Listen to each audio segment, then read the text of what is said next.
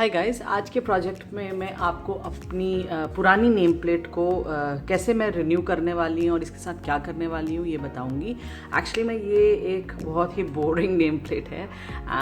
ये बहुत साल पहले बनाई गई थी एंड तब उस समय हमें ये पसंद आई। Simple, we wanted it to be very simple, so we went ahead with this. But अब मुझे बहुत ही बोरिंग लगती है, सो मैंने सोचा क्यों ना DIY करके अपने लिए एक नई नेम प्लेट में तैयार करूँ।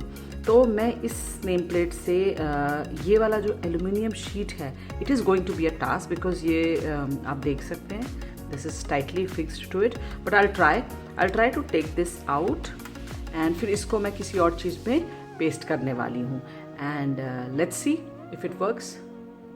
पुरानी नेम प्लेट के अलावा मैं ये शीट है, पतली शीट जो वुडवर्क में यूज़ होती है, मैं इसका इस्तेमाल कर रही हूँ।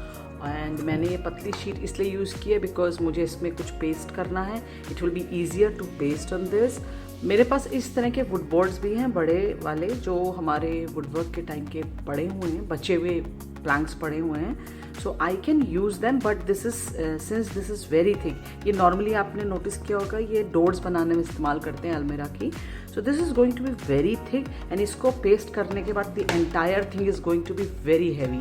सो I am going to use this one because this is light.